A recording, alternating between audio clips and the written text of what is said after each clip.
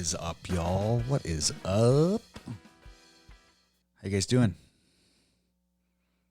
Come to me, friends. What's up, what's up, what's up? What's up, y'all? Thanks for coming on in. So I thought I would come on in and talk a little bit about something that I found super cool when it came to feedback from you fellow painters on here. There's one right there, Bristol Patina. What's up? What's up, Aaron? You done messed up, Aaron? So I want to, is this Greece? Airless Pinturas from Greece. Hello, how are you? So like I said, guys, I thought I'd jump on today. I got a little bit of time, so I thought I'd get on and talk about something that I found really, really cool with doing the podcast thing. And it's been all the feedback I've been getting from these solo painters out there. The guys crushing this on their own most of the time, guys that are working by themselves most of the time. Salute to you for sure, because that can be a tough game. That can be a tough game sometimes. But I've been getting a lot of feedback through the podcast when guys, they say like, dude, your podcast, man, it was so cool. It's like I had somebody right there. It was like my buddy, like right there I could listen to, and it would help me get through the day a little bit. So I wanted to come on and just chat a little bit about that and send a little bit of love out to those guys. And I know what that's like. I've worked by myself a ton of times in the past, and you got to be real headstrong for that. Haha, right? Let's go. That's right, Marco. Marco knows for sure. Working by yourself can be really tough, and especially now. Who do we got here? Let's see. I got someone coming on in. All right. Let's see. Lara Painting Can. Let's have a chat. Cheers from St. Louis. What's up?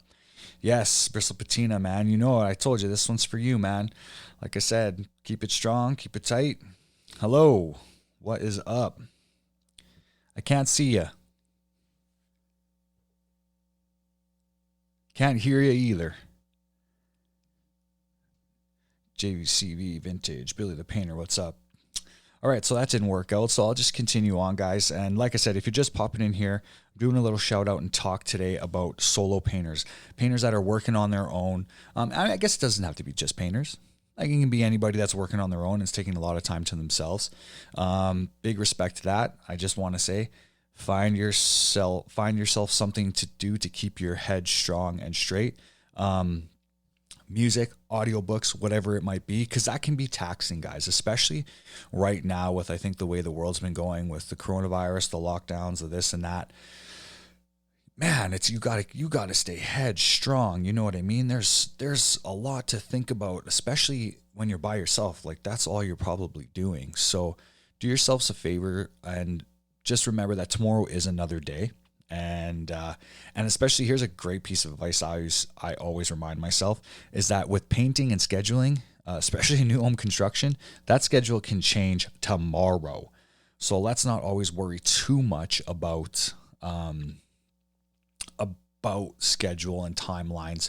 Of course, try and stay on track, but at the same time, Const en Seco de Interiores, what's up from Argentina? Greetings from Canada. So, like I say, guys, that's a tough one. And if you're doing it and you're working alone, solo babe, I've been blasting Taylor Swift in my jobs. It throws the clients off. Yeah. I mean, music's a big one for me. That keeps me going through it. Sometimes I can't listen to the audiobooks because when I start grinding, I'm not listening to that audiobook. I'm thinking about what I'm doing. So I find music sometimes is better. And the reason I kind of wanted to talk about this too, because I think a lot of it has to do with, your mentality, your mental state, and how you get through things, how you handle things. And it's a crazy mixed up world that we're in right now, y'all. It's a crazy mixed up world. So I think mental health is something that should really be talked about a lot right now. And I think if you're finding that, you're overstressed, maybe you're depressed a little bit, you're upset, maybe you're not in the spot you need to be, And then when you're by yourself and you have no one to share that with or run that through, and kind of go back and forth with to kind of like make things a little bit easier, that can be really tough when you're working by yourself. And I think right now, especially with the way that the world's going and this, I think there's a lot of FOMO out there. Just stay focused. Stay focused on your goals and your long-term goals, and write them down. Write your goals down. Write out where you want to go, and give yourself a timeline. That always helps. Say you want to get better at something, or say you want to take a course, or say you might want to do this or that. Set a timeline for yourself and be like, by this date, I want to have this done, or by this time, I want to have that done. I also listen to your lovely voice while I prep when the sprayer is running. Oh, thank you. Thank you very much. Does that help? The painter guy, what's up? So, you distracted me, Swirly. Essentially, just talk about stuff. Talk about it. If you don't have a family, wife, kids, maybe you're working somewhere and all your family's back home, that can be hard. So I think that's why this paint community has become such a great thing. For people, because now it's like we can share stories, trials, tribulations with each other in the paint world. For 2021, I adjusted my bids to give me an extra 2 days between jobs. See, there you go. Right? And that's probably helping Bristol Patina at the same time too, because schedules can be hard. And when you're a one-man show, the thing that's taking the most beating is probably going to be your body. Some days when I work by myself, I look at my watch and it tells me how many steps, and I'm like, dude, how am I already at 15,000 steps? So that can be really grueling on your body. So should I be the one to tell you to hit the gym and take care of yourself? Probably. This is our tool. So, take care of yourself. But I think it has a lot more to do with the mental aspect of things too. You gotta talk it out, man. It's always got to be chatted out, and don't feel like you're alone. You know what I mean? There's other people out there, and especially now with this paint community, there's so many people that we can chat with, which has been really cool, which is why I wanted to talk about this a bit, because I got love for all those guys that are killing it out there and that show love and actually put me on and listen to me while they're working. That's incredible. I walk 8 miles every day, doing a full interior or full exterior. 100%. I mean, it's a lot on your body. And when you're working by yourself, it can be a lot on your body and then your brain as well. So, when I work by myself, I'm pretty good with my own head. I'm pretty good inside my own head. Sometimes I could stare out the window and just think. I like thinking. I'm a deep thinker sometimes. But that can be hard when you're working. So staying focused is, like I said, have those goals in mind, written down, eat good food, give yourself a lot of energy, prepare yourself. Do not bite off more than you can chew.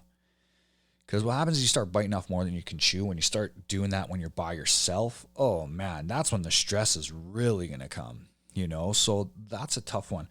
But at the same time, what I always try and do is not take on too much that I can't finish it or have another person with me finish it. There's nothing worse than taking on all this work and not having all your ducks in a row, and the next thing you know, it's like you can't accomplish it. And that can be really bad for your reputation, right? What's up, Aponte Painting? How you doing? The other spooky thing about working solo is safety. There's no spotter or anyone to tell you to get your fall protection. Don't use a bucket as a ladder. Ha! Is that a dig? I use my bucket as a ladder all the time. But you're absolutely right, man. And the one thing, we never work on scaffolds or anything, high ladders or anything like that when we're alone. If someone's like, oh, I'm going to go in on the weekend, I'll put some hours in, if they're going by themselves, and they don't do any of the high stuff, because there'd be nothing worse. And same thing, even, we're using these high-powered machines sometimes. It's like, you need to be careful. You need to be thinking different. So Swirly's right. You have to have a different mentality when you're going at it on your own. And you want to really protect yourself too, because like I said, you only got one body. So, you would never want to hurt yourself where you couldn't work and provide. I guess that brings me to another thing. It's like, make sure you have all the right insurance, especially if you're working by yourself. Protect yourself. If you have a family, make sure that's all protected down the line. There'd be nothing worse than getting hurt on a site and not being able to go and work and make that money, and then having to possibly rely on somebody else. So it's a little bit of a different game when you're working by yourself. You got to think about it in a different way. And you have to be pre-planning. Man, you have to be pre-planning. Here's the thing about working by yourself that I like. I know my character for me, when I work by myself, man, it's like I'm unstoppable. It's when you start, and I think this is why some people like working by themselves, because then sometimes, like, do you want to be babysitting? Timmy, like, do you want to be babysitting? There's time, money gone right there, but there's only so long. Ooh, buttery lemonade, that cool, refreshing drink. There's only so long you can go on by yourself if you're wanting to grow. So if you're really wanting to grow, it's always reaching out and getting that help, right? That's like the number one thing in terms of wanting to grow. But if you can make good money and you're good with your money and you know what to do with it and you know how to work it and you're smart, then going solo, there's nothing wrong with it. But there's pros and cons. Like I said, when I work by myself, I can kill it on my own. But then it's like, how long do I want to do that for? The bigger the projects got. Even me and my one guy for the longest time, I was like, dude, do you really want to have to like sand all these houses out now, just us? So it is a tough thing, but I guess it also comes down to what you're doing as well. But back to what I was saying is like, there's nothing worse than having to slow down now to watch someone. So it's always finding the right help, of course. But if you're ever going to get into the part of like training people or having people come on and hiring you, sometimes it's like, I'll just do it myself. I just got this. You know what I mean? I've used a few helpers to prep. Their tape lines are funded up, or they've missed something. And now you're cleaning stuff that wasn't supposed to be painted. That's how I felt with this project. PPE, and PPE. It's too easy to take shortcuts. You will pay the price. Yeah, I mean, there's a lot of people out there doing a lot of crazy shit. So take care of yourself. Of course, have all the right PPE, definitely. And you know what? That just also goes to, it's one more person to watch if you have people helping you. So sometimes you can cut around a lot of that work by just having yourself to worry about, which is crazy, but not crazy, but it sounds crazy that you're only thinking of worrying about yourself, but it's one less thing you got to worry about. So having people along with you or guys on the job, it's turning your job into something different, so it's going from just being like, oh, I could concentrate on this today, but now you're concentrating on this and that. So something's going to suffer. More than likely your job, your duties for the day will suffer a little bit as you're having to watch and make sure. The other thing I'm running to now is that I can hustle hard on these big houses, but no one wants you at their house working for 3 months. So I'm losing out. Well, that's just it. And that kind of helps the estimating, in my opinion. Not to say that anybody's doing anything wrong with estimating, but those are the things that you have to start to think of. So sometimes when guys are saying like, that guy undercut me, it's like, well, hold on now. Did he undercut you, or did he have, and I'm not saying this specifically you to Swirly, but I'm just saying that maybe he can do the job faster, get in and out faster. His overhead becomes, is more than yours, but it's less, because you by yourself, you might have to make a certain amount of money to continue that job on. And then next thing you know, like you say, it's like, okay, this job ended up taking me 3 months where another crew could have done it in like 4 weeks. So you have to, gauge which is better money sometimes. And sometimes getting them blasted out, if you know that it's just a quick repaint, is the better way to go. It's faster, cleaner money. When you have to stay on something for too long, for one, it can start to get really stale, boring, and then you start to lose your motivation. I always remind my guys that the hardest part of me for the job is the last end of it, because that's when it's the light at the end of the tunnel. But that's usually when us as humans, in my opinion, is when we start to slow down. You know what I mean? You start to be like, okay, we're almost there. You can charge more, you can keep up with the schedule. Yeah. But I think, honestly, too, Josh, that I think some people are really only worried about just getting the job done. And then, of course, budget. So that's why I feel like you can lose to a lot of other companies, because some people don't value how good you might be. You know what I mean? So it's like, it's a tough one, because I lose work to guys all the time. I don't know who they are. I don't actually even really care who they are. especially in the repaint world, because I'm more just like, well, okay, if you could do it for that, fine. I can't. I mean, I could. Do I want to? It depends how bad I want the job. I hate that state feeling too. At the end of the job is most important. Those little finishing touches make the job too. It does. What's up, Dave? Those are the times when you find most people are going to start to slow down. That they're like, okay, we're almost there. Seems like they're dragging their feet. Well, I'm just unmasking and sweeping today. It's like, yeah, so just hurry up and still do it. Let's still get this done. Let's not start to slow down. We're almost there. So I mean, but at the end of the day, it all comes down to how you want to make your money. Some guys can make a lot more money doing it on their own. It just depends. It depends on what you see as good money and how you value that, and what you really want to gain. I worked by myself when I started doing side jobs, so I had my 9 to 5 when I was learning, and then I started subbing, and all the while through all that, I was still doing side jobs. So I was crushing a lot of stuff on my own. And then after a while, I think it got, the more I got into business and the more I started getting my own contracts, the more I started to realize that, sometimes I don't want to go do those smaller jobs, even though I know I could probably do it a lot quicker than, say, somebody who's maybe still getting out there and who's new. But I don't feel like doing them anymore, because sometimes I'm just like, it's not valuable enough for me. And I know that sounds harsh, because I mean, there's probably a lot of people that their work isn't just coming through the door. And I'm like that too. And even right now, I'm not extremely busy. I'm still losing jobs when I quote, mostly in the repaint side, but I'm also okay with that, because I'm okay right now to just wait for this good work to come in. And is it while you're losing? Like, well, you're losing out on what you could have just got right there. I'm like, well, am I?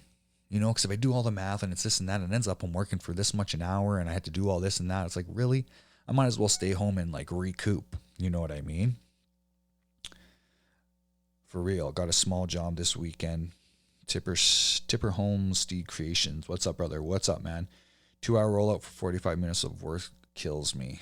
Yeah, that's what I mean. For real. Small job this weekend. Should have charged more. Well, you know what? Paint Terminator. Yeah. And now keep all your data from that job. And then when you quote another job, go back, look at it, and see where you lie and see what you want to work for, right? Small job will take your time. Yeah. I'm not set up for that. I think it really does come down to what you're set up for. Right. So that's why I feel like, once again, going back to the guys working by themselves, it also limits you to what you can get. So I feel like you're going to cap out a little bit, because then there's a few ways of doing it. You can just get like a couple big jobs, or you can just get a bunch of small jobs. Brushworks 417. What's up? But it really depends on how your system is, what you want to do, what kind of money you want to make. And that, like I said, guys, go back to other podcasts that I put out on the estimates. It really comes down to what you want to make. I got to hit this. Right? Because it really does come down to money. At the end of the day, and we can say we all have passion for this, for sure. The more passion and the better you become, the more money you make. But that's the overall goal. That's the whole point to this. Because if it wasn't, then we would all just be these, I don't know, artists. Not saying that artists don't make money, but it's like, it's about money, man. It's straight up about money. So it's a tough one, because I find I can make more money. Clients will always underestimate how much solo can do. So if you define your role as a small job painter, you'll paint yourself into a tiny box. Yeah, that's kind of what my point is. You're going to cap out somewhere. There's only going to be so much you can do. Only passion matters. And you know what? Compassion too. I find that one, because, everybody wants, kind of like Swirly's saying, what they think they want for what they're going to pay. So it's like underestimating, you know what I mean? People don't get it. I make more money on small projects than big ones. Yeah, 100%. But if you were working by yourself, you wouldn't really be able to still be at that level that you're at now. You know what I mean? So like I said, it comes down to that setup of what you can actually do, right? Because working solo, it's gonna put you into a spot where you can't take on multiple jobs. So like Brushworks is saying, you can definitely make money in volume. if you can nail those jobs, like if you can do like 2-3 jobs at a time with like a 4 or 5 man crew, and those are decent jobs, and get those nailed off properly, that's cake right there. But a long time ago, I had three very big houses going on. Okay. I think I had about 8 guys, and it was probably about 40,000 square feet in total with all these jobs. One was a repaint, 2 were new home builds. And in that aspect, like Brushworks is saying, did I make more money if I would have just crushed out one? And that's the problem. I wish I would have been more into keeping the data. It was that experience and other experience like it that made me realize, okay, man, you got to know what's going on, because after all that work and all of that, like, did I really make more than if I just would have crushed one out with 5 guys or spread 8 guys through 3? And then when it comes to like the leverage thing too, it's like you're putting money out, you're trying to get these jobs going. And by the time you're not going to know completely. You can have it on the spreadsheet, but you're not going to know completely where you stand until you get all that cake back. We've made lots of money in volume, and we've lost lots of money. Well, that's another thing. I was recording one podcast the other day, and Paint School's totally right, because I always remember this from commercial. It's like you can make a ton of money in mass square footage and like volumes of it. Like I know a guy here, the one company, you might have seen me post for them, really good company. They painted the Amazon building here, and that was a massive job. Like when he showed me the pictures, I was like, damn, you know what I mean? So you can make a ton of money on like the mass square footage, and you can also make a ton of money in volume and production, or even volume period, depending how much you pump out. But I think it all comes down to how well it's executed, because there's so many variables involved in that. If you had a superstar crew, it's like, do you want to split your superstar crew up, or do you want to keep them on this job? And is this job over here going to, suffer because of that job over here? So it's tough. Scaling requires consistency and solid practices. Yes, it does. And then the hard part about that too, Bristle Patina, is kind of having that work. A guy once said to me, it's like, get the work, figure out how to finish it after. And I didn't really like that mentality, because it's like, I kind of like to be prepared. So, scaling can be hard, because you start reaching out for work. If it starts landing and you don't have the people to help you, then what are you going to do? Especially if it's new stuff where you're trying to impress new people, new clients. You really want to start testing out your labor on like that. So it takes time. And like you said, solid practices. Every 2 extra guys is double the total volume you got to do over a whole year. So it's nice to have the boys. But if you only, and that's just it. If you don't have the jobs to keep you going, it's hard to keep dudes. Top Line and Paint School both gave me the best advice getting started. Very knowledgeable. Thank you, dude. Appreciate that. Appreciate it. John is a stud as well. And like I said, guys, if you ever need, to know about scaling, John would know, because, I'm pretty sure he's got a lot of dudes, and whatever that is, I mean, I don't want to speak for him, but I think that he's got a lot of dudes doing a variety of work. And like he said before, he does it in volumes. I'm now more at a point in my career where I'm like getting not tired, but I'm just like, I think I'm just going to work hard for the next 4 or 5 years with a smaller crew and just bank as much money as I can. Maybe, get some more contracts. And then eventually, of course, the end goal is to, yes, have the system run itself. That is kind of, I think, what everybody wants. Nobody wants to still be 70 or 65, still painting either as a 1-man crew or a 2-man crew, but having to be the one who really puts the work in. Because that's going to be hard, right? So back again to the solo painters. So keep fit, keep strong, eat healthy, treat your body good, because if there's no end game for you, it can be tough. It can be tough. More workers, more headaches. Yeah, it's like more money, more problems, right? It's hard. Finding help, I think, is one of the hardest things. So I don't blame the solo guys, because like I said, there's so many times where I'm like, what?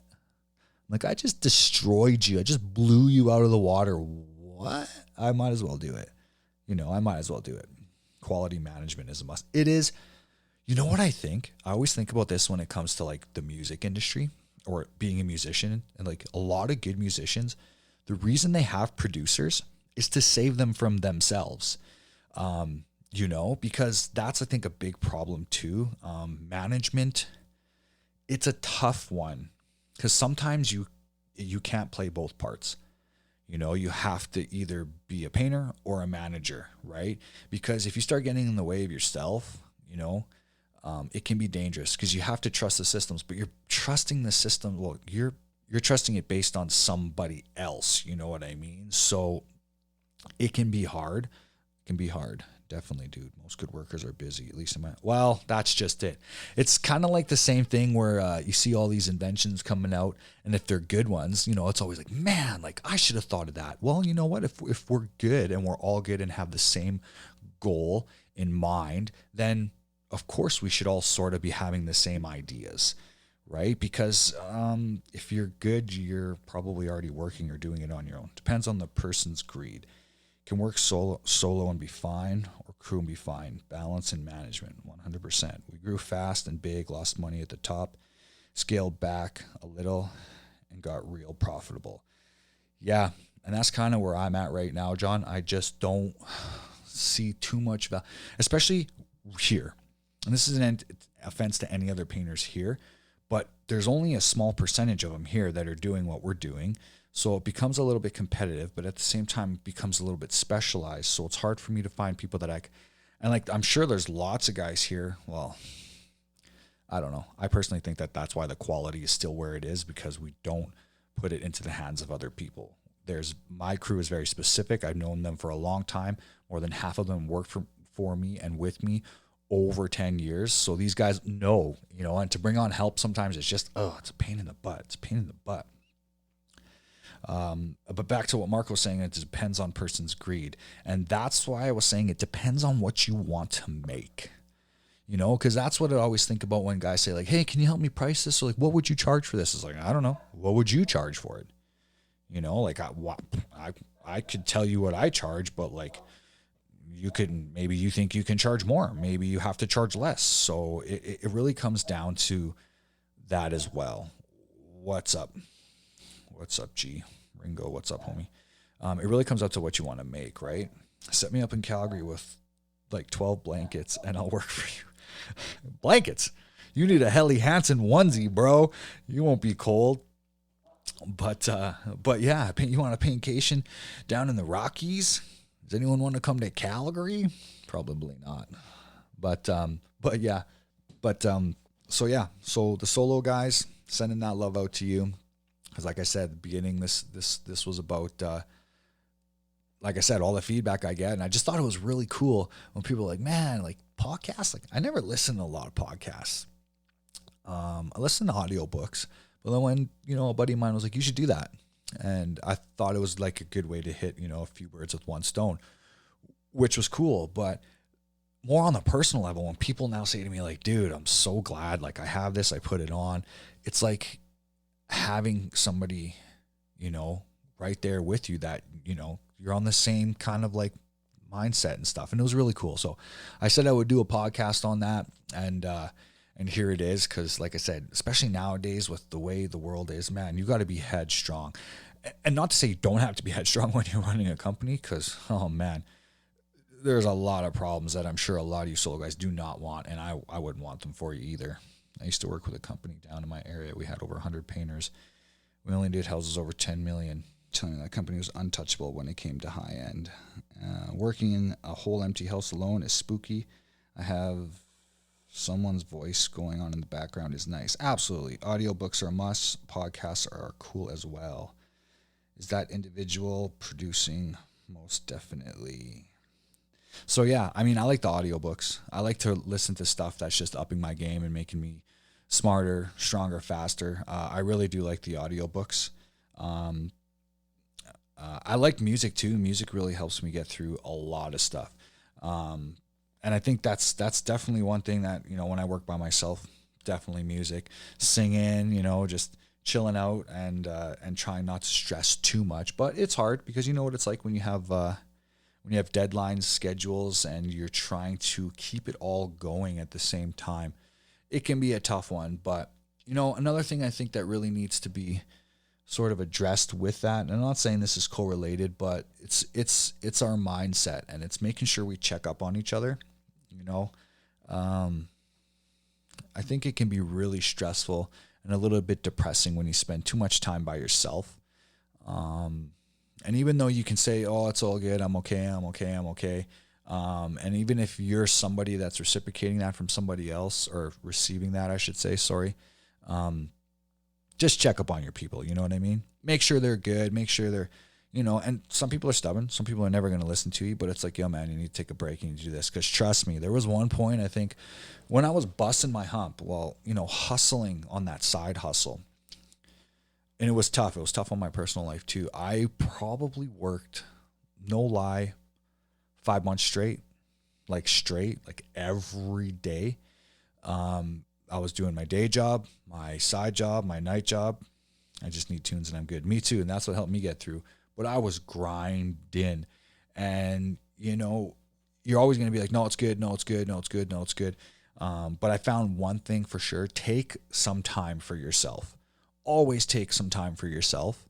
If you have a hobby, if you want to learn a new hobby, or if you do this or that, whatever it might be, taking walks, spending time with your loved ones, take that time for yourself. Because what was happening with me was that you'd start to see the normal shit you would do in life. You're like, how do I not have time to even do that?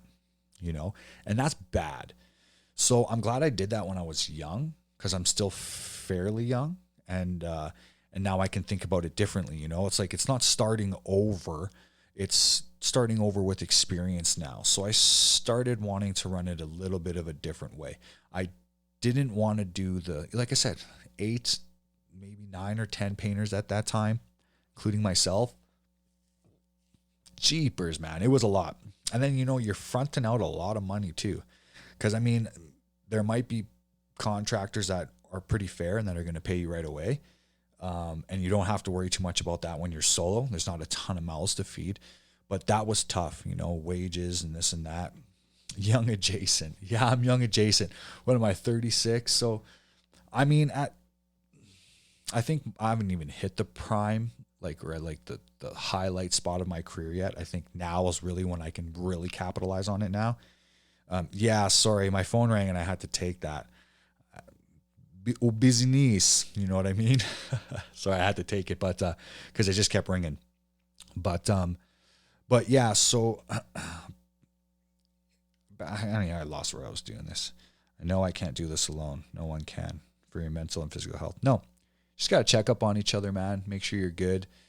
Make sure you're taking time out for yourself, like I said, because you're it can eat up at you. Oh, that's what I was saying though. But I was young, not even young adjacent, but so I felt like I put a lot of that hard work in when I was young, so I could sort of set myself up now to really kind of coast through this.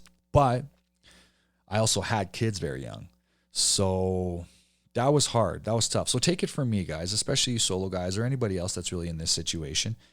My years from 35 to 40 have been most productive. Absolutely. Me too, man. Me too. I think you're a little bit older than me, but from about 32 on, I was starting to really make moves where I was like, I can do this. I want to do this. I want to do it on my own. Yeah, 30 and under was a mess. Well, not for me. I had kids really young, so I spent a lot of the first part of my 20s learning, honing into my craft, just learning. And then I kind of went out on my own. Went out on my own. And that's when things got a little bit harder. Because like I said, take it from me. If you think it's hard working on your own, try working on your own, but knowing that you have all these other people that are relying on you. Not saying that it's just more just like I was working on my own, thinking about all the shit that I should be doing with sort of my family sometimes, but knowing, well, I only have me. I got to kill it because, I want it. I don't want to be doing this hard of a grind later on, so I was preparing, but I was missing out on a lot, and that was tough because you're missing out on it alone. Your wife and your kids, they're probably doing stuff and that's amazing. They get to spend that time together, but they're going still out together and they're saying, well, you should have been there, you should have this or that. And it's like, well, you think that's hard. Try having to be at work when it's not the place you want to be, but you need to be, and you're there alone or you're there with your worker. And you know that, you're missing a lot of things. So it was also another reason why I wanted to sort of figure out a way to have this be self-sufficient, but it's tough because this is my brother always says to me, he's like, dude, they're not hiring completely the crew. They're hiring you. And I believe that a little bit. You know what I mean? How many hours a week should you be working? I guess that all depends on you, right? It really depends, and what is working, right? I'm 52 and fit as fuck. Hell yeah. That's the one thing I need to definitely go on. 30 to 35 was like, all right, I got to get my shit together. 35 was like, all right, I'm starting some shit. Yeah, for sure, man. Well, I just turned 36. Where am I going to be 36 this year? Either fucking way. Somewhere in there. I was born in 84. Somebody please do the math for me. But yeah, now is becoming more of a point where I'm like, okay, I got some solid people. I got my brother that I'm teaming back up with again. I got some solid people. I got a solid crew. And I'm finding that it's still really specialized. So it's like, I like to be the guy on site, at least through the back end, making sure it's all where it needs to be. Because the prepping and the stuff, and this is what I joke with guys too, when they say, do you even swing a brush? Like, to me, that's all the easy stuff in terms of like what we're doing. It's that spraying, it's the scheduling, the color selections, making sure everything's right, that can really, make or break it sometimes. And like I said, I don't like to lose out on the last half end of the job. That's when it's like, okay, we're done. We're just cleaning up now, right? So threw my back out in the middle of an empty job on Thanksgiving. You never felt defeat until you're cleaning your machines out, laying on your belly, scrubbing it on your belly. Tried to load it in the truck 100%.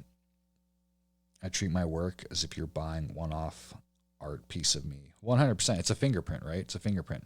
And back to what CLD Finishing was saying, how many hours a week should you work? Well, I don't know, but I do know that you should definitely also be tracking the amount of hours you take for yourself. I think that's super important because sometimes I work not very many hours and sometimes I work more hours than anybody else. So I think it really comes down to situations and circumstances. John, you're 39. Fuck, you're old, man. Frick, you're old. Post prep, I call spray heaven. And that's the stuff that I like to do. So I think a lot of people would be like, no, let the preppers do it. No, delegate that off. But that's kind of part of the jobs that I like. I don't always like having to be the guy that's like laying down the finish coats. I'm trying to teach. I was just joking, Sammy. I'm trying to teach my guys that a bit, but in my opinion, it's a little bit, I don't want to say hard because I think anybody can get good at time. I'm just finicky and picky and it needs to be a certain way. That's why it still is where it is, in my opinion at least. But we have a solid crew so far. So we're just going to capitalize on that. And then once again, back to the money aspect of it, just bank your money, invest it, whether it's been reinvesting in your company. So eventually you can, pay to train people or take the time to train people so you don't have to be the one on the tools all the time. That's one way to go. But reinvest in yourself, but save your ducats. Like I was saying to Paint Terminator when he said he was going out on his own finally, I just said, save your money, man. Save as much of it as you can because that's going to be, I know money isn't everything, but it's a big deal. It's a big necessity. Big necessity, right? Trying to be work-free by 45. Yeah.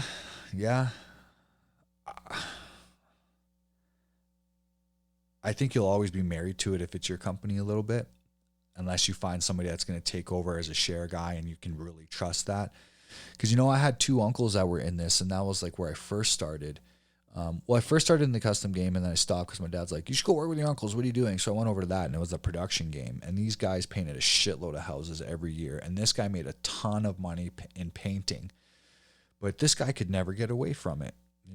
Exactly. I won't ever stop. Just want to work on exactly what I want to. Yeah, 100%. 100%. But you're married to it, man. Like, it's your baby.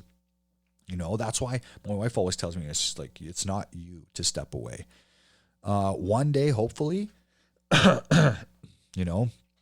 I don't know, maybe I could do like a $5,000 class and I wouldn't have to work anymore. But I'll always be married to this shit. So, the end game for me is saving money, reinvesting it back into the company, trying to work out and have systems in place that, my guys can handle it eventually one day and it can be self-sufficient. But I'm sure I'll be married to it for a long time. Yeah, it's your baby, man. It's your baby. I went completely dustless for prep and it was well worth the reinvestment in the company. See, there you go. Right. So it's like me, I reinvest in knowledge. I like to learn a lot of stuff. I reinvest my time into what I think is an investment, like the furniture, for example. It's like I haven't sold a single piece of furniture yet. And here's a big one. Here's something that I want to say to people that I've started to find more that I've found now that I have more time, because I'm not working all the time. I've been taking it real easy. I'm loving it. I finally realized that like I'm just doing certain things in my life right now. I don't want to be the first one there. I don't have this FOMO. I'm doing things a certain way, even if it might be a bit backwards, mostly based on the fact that I just want to fucking do that. That's what I want to do. No expectations from anybody, me. I want to do what I want to do, right? I said I wanted to have, 10 to 12 pieces of furniture. So many people are like, dude, start selling them now. Like, I'll do it my way, and that was a great thing, and I'm just doing it that way because I freaking feel like doing it that way. I always tell people I don't paint. I'm a painter. I'll never not be a painter. 100%, man. It's in you. It's passion. And especially for the trade that we're doing, it takes a little more than just dancing the steps. You know what I mean? So I just, it's a tough one. I kind of think it's different in itself as a trade because there is a little bit of an artistic edge to it. So I definitely think that it's a little bit different. Also in the sense that that's why you'll be married to it for the rest of your life. Sell. Dude, you can't seek something. Dude, you can't seek something you don't post. Sell. I don't know what you mean. I might have missed that. I was deep in thought there for a second. But yeah, so like I said, guys, reaching out, shouting out to those solo painters. But I think now this is really more just turned out to focus, be headstrong, check up on each other, talk about your shit, work it out, try to sleep in the evening. That was me too for the longest time. I think everyone sort of does this, especially when you have schedules. It's like 3:00 in the morning. You're like thinking about how you're going to do what and do this and do that. And so it's really just, I think exercise is a big one on that too. Oh man, I definitely do not hate when I come on the job. Treat me like I'm some sort of magical entity. Yeah. It's funny. I was just chatting with this the other day with my brother again that we lost a few repaints. I quoted a few repaints.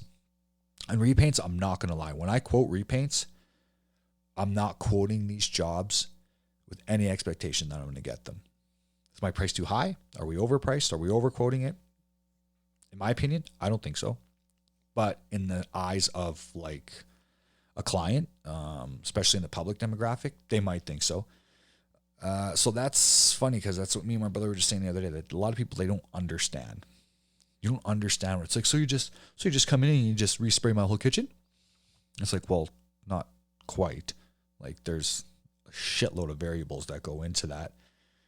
Your furniture pieces is what he was saying. What did he say? Dude, you can't seek something you don't post. Sell. Well, 100%, but I'm not ready to sell yet. Like I had this whole plan. I have still, it's in the works to have it all bam, come out poof, right then and there, because I don't need the money. I guess that's what I was saying is I don't really need the money. I'm doing it because I want to do it this way. I put myself in a position where it's like I can invest. That's what I was talking about, investing in myself. So investing for the long term. So I know that I'm investing in this furniture. I do believe that it's going to pay me back. That's kind of where I was going with that. So thank you, Dorothy. That's where I was going with that. Can't beat yourself up if you're doing your best. Accept it and be at peace. 100%. I've been the highest big on contract all year. Demonstrating my value is part of my bidding. Yes, definitely. Well, going back to what I was saying about that is that this is crazy because I keep reading the comments going back and forth. That these repaint jobs I've been losing, I don't think, once again, it comes back to the client. Like, you got to know this year is to solidify my processes and scale. This year is to solidify my processes and scale by the end of the year. 100%. Hone in on your craft, get good at it, learn, talk to other people, start slow, don't bite off too much. And I honestly think that's the way to do it. For the longest time, that's what I was saying. That's why I wanted to do this too, because I feel you guys' pain. I worked by myself for the longest time trying to build up, trying to actually build the bankroll. So eventually one day I could take 2 months off, paint furniture, and not have to sell them. Top line furniture store. Yeah, I got something coming for that. Like I said, I'll be having a shop, an online shop, so I'll have a little segment for that, for the furniture. And like I said, I just, that's why I always pressure people or tell people so much to have a bankroll, because it's gonna give you room to do what you want to do. You know what I mean? And that's what I wanted. So that's why I busted my balls off, all those side jobs, all the late nights, all the weekends, so I could get this bankroll. So eventually I could do what I want to do. Like John was saying, I don't want to be, and I think this is what a lot of guys feel deep down, is you don't want to be locked up by somebody or something. You know, I never wanted that ball and chain. I always, you know, I felt that a lot when I was subbing that. It's like, man, it's like now I'm relying on this guy to make my money for me. I didn't like that, you know, so that's why I banked and banked and banked. So eventually, que pasa, Vince? So I could eventually, please don't let my mom find your shop. Dude, I'm sending it straight to your mom. Danny gonna take all my inheritance. Oh man, so what's her email? I'm getting her. Sell tools. Yeah, I was thinking about doing that, but I don't know. It depends, man. Like crunching the numbers and stuff like that. I think it's cool if you want to try and get something to people that they can't get, kind of like what Sam's doing. So that's cool. But in terms of selling tools, I don't really know, man. I don't know if the ROI is good on that, but like I said, there's a lot of people that message me for certain things, certain tools and that. And of course I'm terrible at mail outs. So, you know, now they can get it online, which will be cool. But, Come va, Daniel?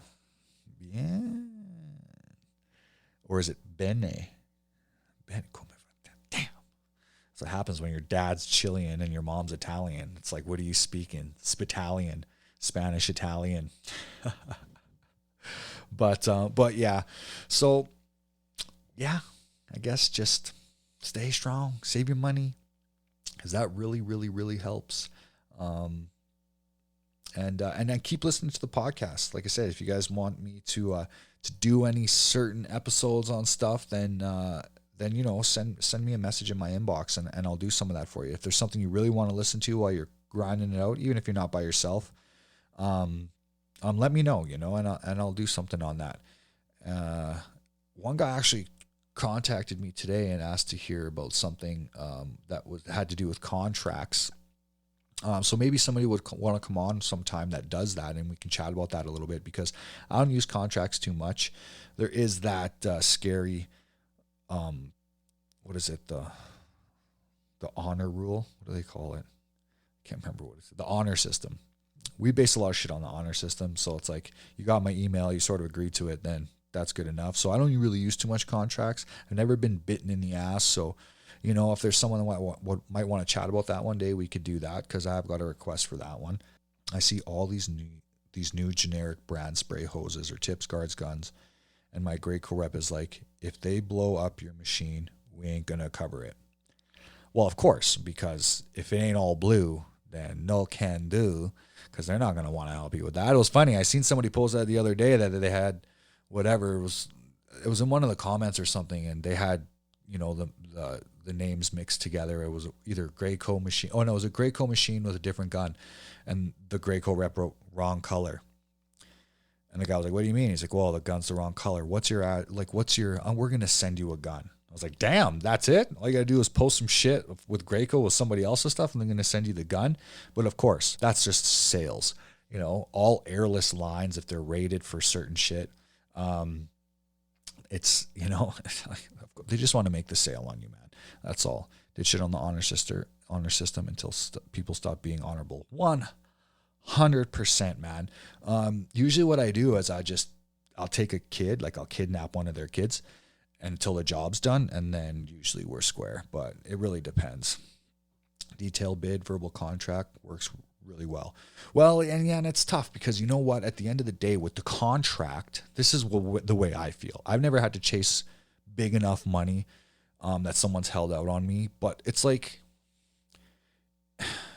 this is how I feel, and I don't know, maybe someone in Calgary knows different, but at the end of the day, if you're going up against people that are way wealthier than you, you're just a worker, there's definitely ways that you're never going to fucking see that money, even through a contract, in my opinion, you know? So it's really comes down to protecting yourself as you're doing the job, getting money as much as you can through the job when you've done certain things, and then leaving it in their hands at the end.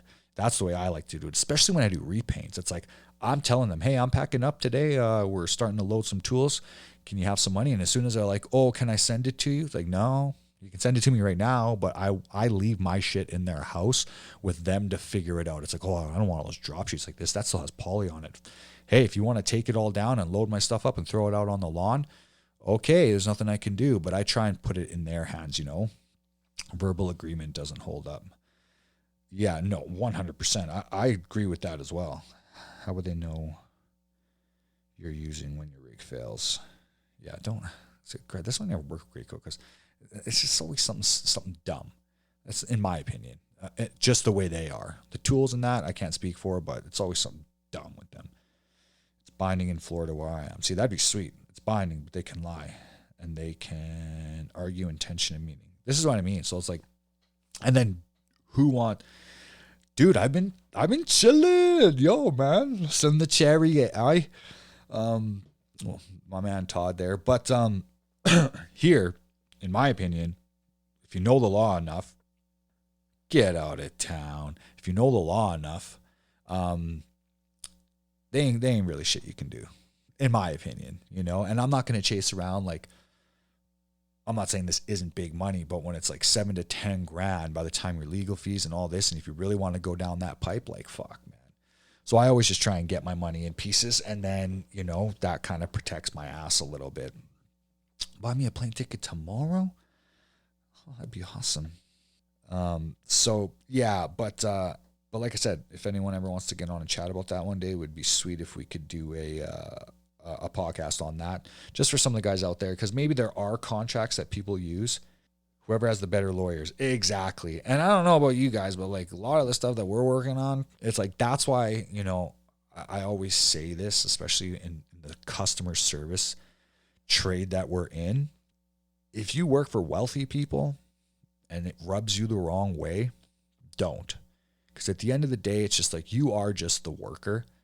And if they want to screw you, they can probably screw you, and there's going to be not a lot you can do. So that's why you always just want to make sure you do a good job and feel the client out. If it's a first time go, feel them up a little bit. But, you know, anyone can get burned, and that's the shitty thing about it in our game for sure. If I were doing jobs over 20K, I would worry. I also take enough to cover material up front. 80% of my jobs are over 20K. Yeah, absolutely. But I mean, at the same time, it's like you're not usually going to be chasing 20K or 30K unless you leave it all till the end, which some guys do, and it works out pretty well. But I think I mentioned this in my one podcast. I try and do this. I called it the 30-30-30-10 rule. So it's like I try and get 30% when I start, which takes me to starting to one area, like to one length of the job. And it's like, okay, we've done this. This is now over. We're starting the next phase. Another 30%. Oh, we're almost done. Another 30%. Here's your 10% left out on the end until it's satisfactory for you. And depending on how big the job can be, that 10% can be big. But I like it that way. So if it's like, well, you didn't do this, you didn't do that. If it starts turning into fucking headaches, then it's like, okay, well, what do you have on me? 4, 5, 6, 7 grand. Okay. Sometimes it's easier to walk away. You still have what you do. I do 33, 33, 30. See, there you go. Fucking smart guy. See, there you go. I do the 10% back because that gives them the feeling that here, you have some power over me, right? Here you go. But like I said, I always put it back onto the job in terms of Yeah, it is the best way. It is 100% the best way. It's more the ones that act wealthy that screw you. 100%. But dude, in my opinion, from what I've seen here, it's the really, really, really, really wealthy guys that it's like they don't give a shit. Here, pay the man. It's the guys that are wealthy. So it's like, the doctors, the double incomes, the entrepreneurs, the lawyers. These are the guys that think they know that they're wealthy enough to know that, oh, I can get this guy. But I've worked with guys that are like $400-500 million men and not like, did this guy just walk through the house with his checkbook?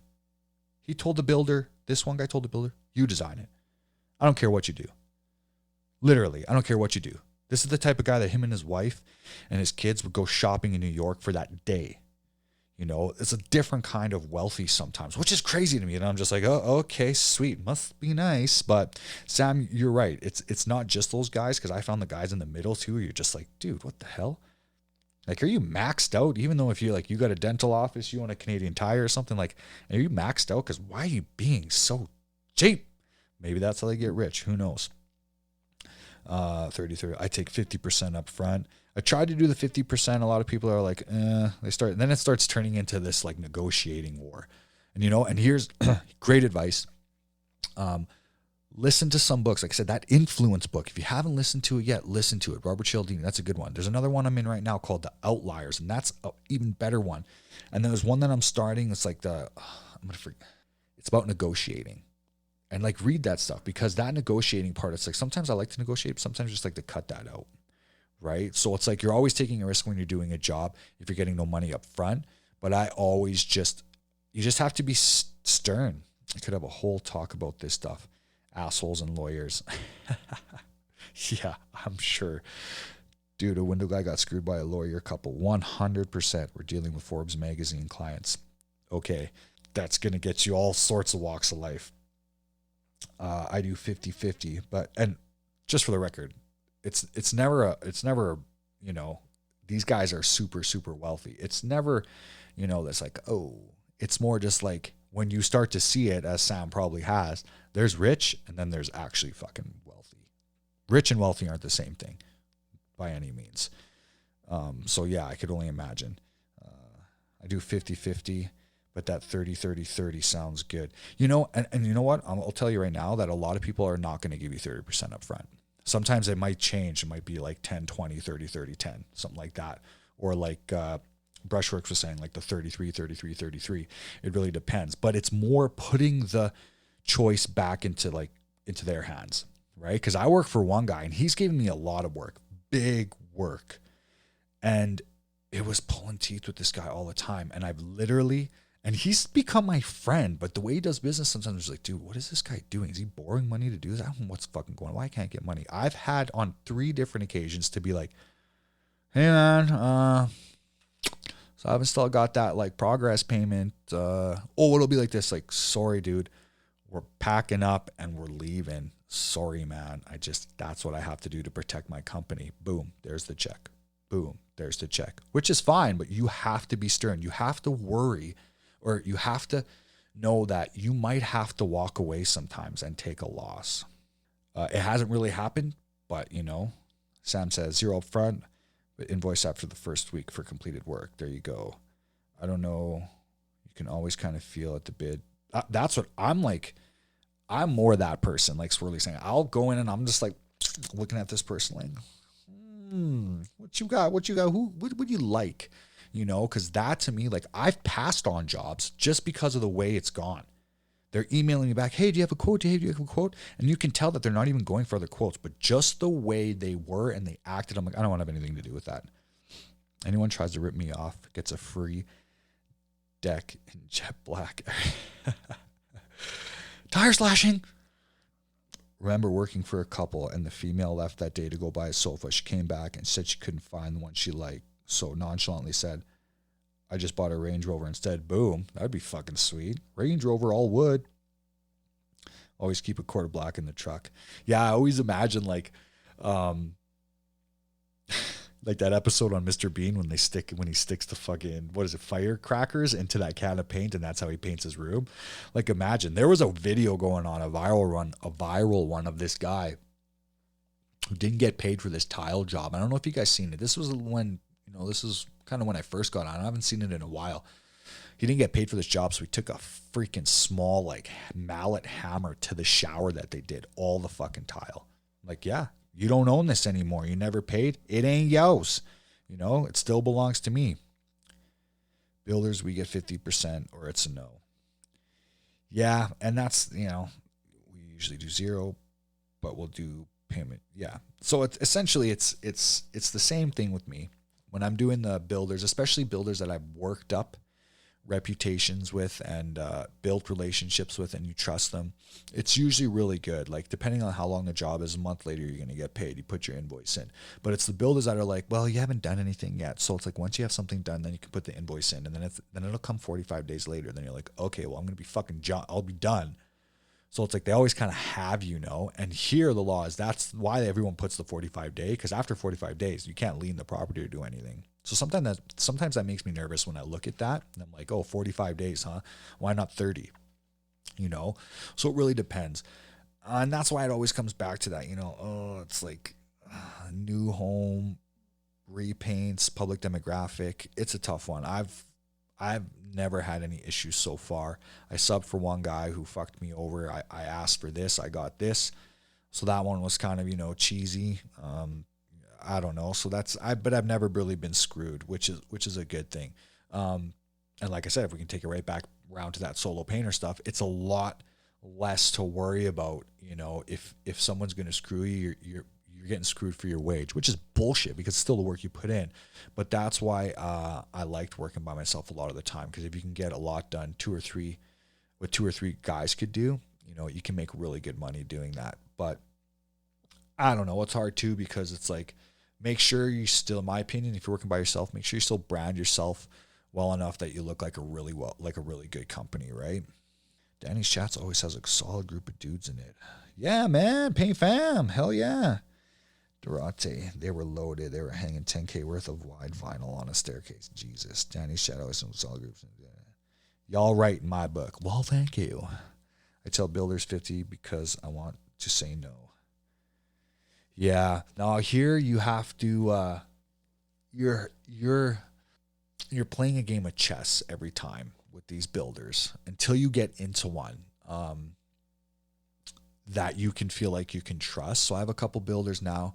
Just landed another great one that I've known from the past, and man, it's definitely about building those relationships. And I think that it's hard to compare because where some of you guys are, there's a ton of people. There's only 1 million people here in Calgary, so it becomes competitive at the same time. But there's only a certain amount of people in town that I think some of these builders would end up going with. And I think it does come down to your resume. So it is a chess game though, because it's always like, okay, like if you ask, then it's like, oh, hey, are you guys looking for work? Then it's like, you have to see, it's like that first 48. It's like you ask, oh, hey, like you guys need any work? Then it's like, oh, can you send the price list? Then right away you start to think, okay, this builder's based on price. Okay, do you want to do that? Are you just giving them information or just giving them ammo against you? You know what I mean? But then there's other builders that are like, oh, okay, cool. What do you do? Let me see your work. Then you're sort of like, huh, this may be legit. You know what I mean? And then you have to base off once you get there, if it's really worth doing for you. I worked with one new home builder. They gave me one job. I kind of feel like it was a one-off. Same thing, 45 days, all that kind of shit. I never got anything after from them. And it was always the runaround when it was time to get paid. So that's not a builder I would put my effort into. You know, it's not something that I would be like, oh, okay, like I need to like make sure this is good, do this and this and that, because I could feel right away that I wasn't gonna get any more work from them. So you kind of got to gauge that too, right? It becomes this chess match, which is bullshit for new home painters or new home builds. How are we all doing new construction with material and window shortage? Materials have gone up. There's been shortages on stuff here. A contractor, a carpenter buddy of mine was saying he's been having trouble finding some MDF stuff. But I mean, it seems not bad. The one house we did, it was crazy. They were closing out. They had their toilets on order. Factory closed or ran out of, no, the factory closed. They couldn't get the toilets, but this house was ready for a closeout. And, the homeowner was crying. And so they just had to order different toilets. But I think there is, I personally think we haven't even felt the backlash of all this, in my opinion. I have 3 builders I work for, but I deal directly with the clients. Yeah, so mostly the builders that I work for, we deal with the clients only when it comes to color choices and specifics and renderings and stuff like that. The rest of the time, I like to put it on them because because like I don't want to be a middleman, right? It's more just like, hey man, if a homeowner has a question, because I've been burnt a few times in that of homeowners getting in touch with us. You start thinking you're on the same page. The builder's like, well, no. And then it's like, so I try and stay away from the customers myself. And also because I got back to the thing I was saying, it's like, I don't like that feeling where it's like, the painters or the tradesmen. It's like, okay, yeah, I know I'm just a tradesman. So, but if we weren't here, who the fuck would do it? So that's really the thing. 6 months on Windows right now. Damn. Yeah, we're getting a little bit of that. There was one point here where we were really low on filters and lacquer, but it's getting better. But like I said, I don't think we're really feeling the back end of this shit either yet. Oh, you deal with clients for checks. Oh yeah, I see. Yeah, no, we don't. We usually get paid from the builders, and that's probably because it becomes that cost plus thing. So every time you invoice, they want to make something off it. Very rarely do I do that with the client. It depends. I think, yeah. But mostly for the new home, not really. It always comes from the builder. But yeah.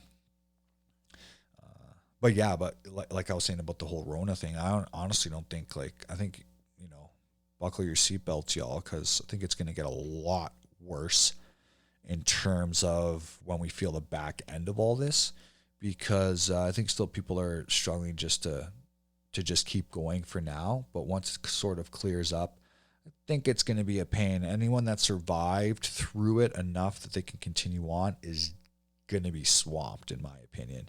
I think the construction industry is fucked by the end of the year. Yeah.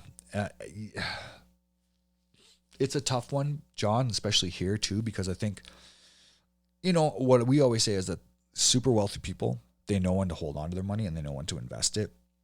So I think that maybe some people seen this a little bit, right? And then save their money. So I think we've been waiting for stuff. So I think by the middle of the year, I'm going to be swamped. I just have that feeling that that's what's going to be. Stuff's going to start to turn over. But by the end of the year, hopefully so you start reaching out for the first stuff that starts, the stuff you were reaching out that they're like, oh, it'll be mid-year, and maybe that'll bring you to the end of the year, right? So we'll see. By end of the year, I think you're right. We have to see where it's going to be, but I think we'll be okay. But I'm more just saying, once all the smoke clears and stuff like that, and people start realizing, okay, we can do this or we can't, that's going to be scary in my opinion, So just save your ducats, put your wife to work, or your husband, if you're the breadwinner, or whoever it might be, your partner. Just save your bucks, man. Just save your bucks. I'm going to start putting my son to work. So I'm going to start putting my son to work because I hope that I can capitalize on that and he can learn a good trade too. I hope it is. Some painters go back to college or pumping gas. Yeah, in my opinion, I don't think that's ever going to end now because of all the social media. I think the ones who have the good foundation of clientele will be slower, but fine. Yeah, I think Colorado Painter is saying too, he's pumping up again, but I think it is where you are as well. It depends. I think,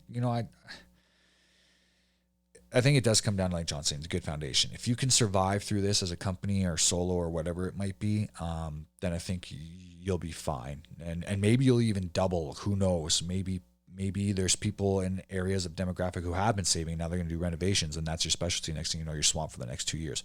Who knows, right? But just save your ducats, 100%. Save your ducats because that's going to matter. But in terms of washing out some of these crap guys, I mean, maybe I think the less professional guys will will kind of, get screwed. But these middle professional guys, maybe that's what I'll call them, the middle professional guys, like the guys who have like 1 to 2 man crews who are mostly here because their number one goal is so they have something to post online. Those guys I think will always be around because there's always going to be something in the industry that they can talk about that'll keep them relevant. Because what we see on Instagram is not always, what we see on social media is not, if you haven't realized, always the 100% truth. And it's getting worse because, that's what we're referencing everything off of now. Because if you were to reference it based off of just your area, it'd be a lot different. But now I think these platforms are ruining it, especially our trade a bit. Here's one little thing that I want to talk about quickly. And I don't want to rant about it, but it's since when, since when did our trade always have to be the trade where people think they can always side hustle off of us?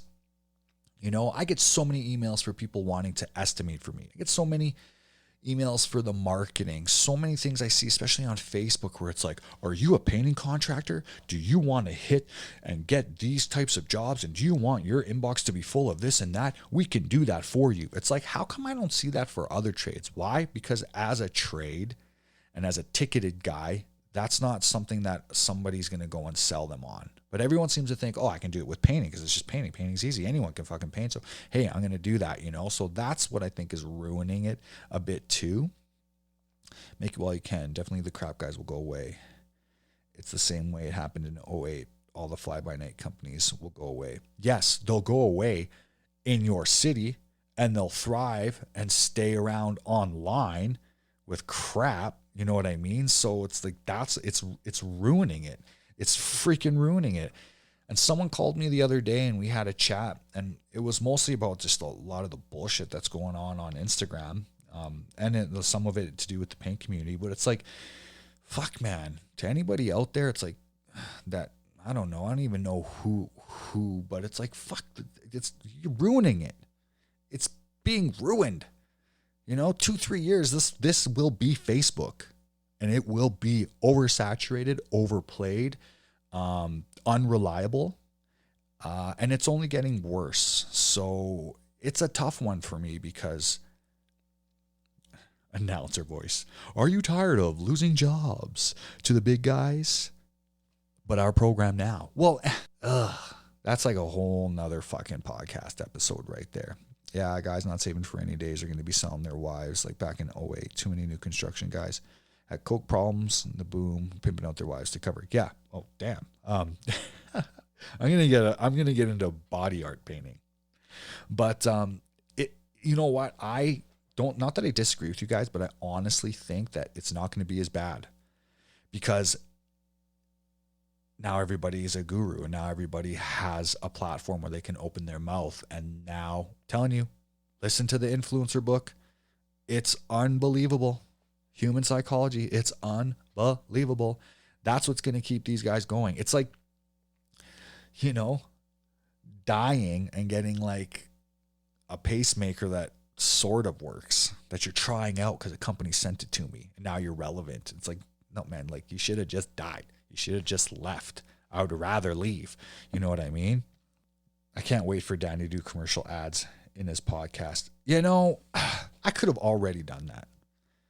I could have already been selling people. If I go and do the math on my inbox, I should be making a lot of money from this, but I don't. Because I don't think it's the right way to do it, in my opinion. I think I've never wanted to be somebody to just do something to be the first one there. I don't really give a shit, because if people are going to put their time into following me, that's what I'm worried about. The people that message me, that's what I'm worried about. I'm worried about the people that actually want my help, and not just trying to make a sale on everyone. But at the same time, to the guys that do that, I'm not hating on that. They're using their sales platform as a way to to make sales. And I'm telling you, if one day if I ever came out with an invention or something, now I have the platform to make sales on that. But to sell people on their learning right away, man, I'd rather give it all to them for free and then be like, yo, man, did you make any money off this? Which I have the data to back up that I have helped a ton of people make more money. That's what's going to bring them back. That's what's going to be like, oh, damn, like he gave me this tip, he gave me that tip. It worked. So maybe one day, but I honestly think that's the way out, in my opinion.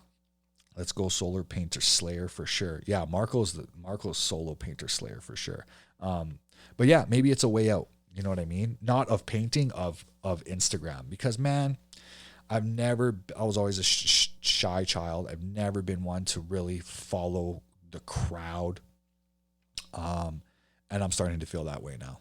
I'm starting to feel that's like everybody and their dog is doing this. And now I'm kind of like, it's making it taste gross for me. I'm kind of like, what? Like, what's the point? And doing good work, this is why I think a lot of people get mad at each other online, because it's like, why go and work extra hard to do good work on what you think is good work and then have somebody do not as good of a job that clearly shows in their photos, but get the same engagement, get the same respect? It doesn't make any sense to me. It doesn't make any sense. I'm freaking out about the new product line. Better text Danny to get someone to talk me off the ledge. Well, it's a tough one, man, because it's all coming down to sales. And I think that's why the FBE thing is where it is, because it's sales, it's marketing. That's what this platform was made for. So, every time we post something for somebody else that isn't to do with our company, or if it's for a product or something, we are mini marketers for all these companies, which is why I try not to jump into it too much. Like, hey, check out this new product, or hey, check this out, because really, that's what they want from you, So that's why I haven't been posting so much, because what's the point? I just don't understand it. You know what I mean? It's my work, and I think it's the work that makes it relevant, that speaks for itself. So, that's why I never got big into TikTok and never got big into the Reels, because to me, it just doesn't seem like it's really doing anything other than a bunch of people standing around looking at a car wreck, So I don't know. That's me, but I definitely think it's getting worse, and it's going to be a lot worse. So we'll see. A lot of people keep asking me for it. You should do something. But I don't know. I think people are getting a lot of flack for what they're doing, even when they're just doing it using the platform for what it's meant for. They're getting flack for it, and I think that's wrong too. But it's all about how you go about it, just like Sam said. There's Instagram ethics, man. There's social media ethics.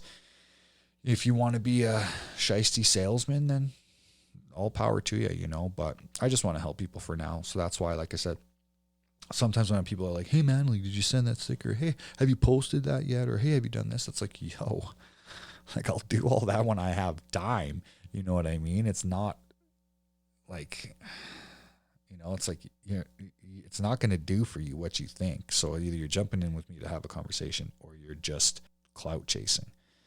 I like the idea of normalizing spraying for repaint through Reels and TikTok, but some of these Reels you can't see no. You know what? Anything that's good takes time, and real people most of the time want to see your work. The highest end builders that I've worked for got work through Instagram. They want to see the work. They don't want to just see like, oh, cool, that's your Instagram. Oh, you got this many followers. Like, that becomes this pretentious thing. But it's been 2 years. What? Remaining unbiased is tricky. Oh, bro. That's something that I will probably never, ever talk about, because it's a double-ended sword. I got people that message me to complain, and I got people that message me to talk shit, and I got people that message me to just find out what's going on, and I don't really want that. I never wanted it. But when you become friends with multiple people and you play it down the middle, I want the best for everyone. So, no stickers, but it's been 2 years. What the hell? I'm looking here now. Do I have any? I got you. Hey, man, but it's been 2 years. You know what? But it's some of the same people that would be like, oh, it's been 2 years. I go back through their message feed, been helping them and training them for 2 years. And they worry about the sticker. Not you, Colorado, but some people. And that's where, like Sam's saying, sometimes I just want to be like, yo, what the fuck? But you have to keep it professional. Got to keep it pro. Real, recognize real. And I appreciate seeing your projects and knowledge you drop. Painters supporting painters. 100%. Painters supporting painters. I was referring to product endorsement and sales. Yeah, I mean, oh, it's all on how you go about it. Yeah, it is all how you go about it. But I don't know. Like, I think if you guys ever seen my one IGTV I put up that one time about the Idaho painter who tagged me in a Keen boot ad. It had nothing to do really with painting other than saying these boots work well for painting, which I didn't want to be a part of. And when I reached out and said, don't do that, they're like, we're doing you the favor. I was like, no, you're not. You didn't reshare my shit on your page. You just want to be in my ad, like in my tagged section of my Instagram so people can see you. And more of my following see your boot, the more money you fucking make. And what am I getting out of it? Nothing other than you acting like you're helping me. So don't pull that shit on me. So I was talking about Chris. Oh, yeah. No, Chris. And it's not Chris even. It's like the other people that it's like what they just, some people just, that's what they think. Like, yo, where's that sticker? It's like, well, yo, what do you mean? We've been friends for 2 years on here. I've given you mounds of knowledge. And I guess that's what it comes down to. So don't worry. Chris has got his coming.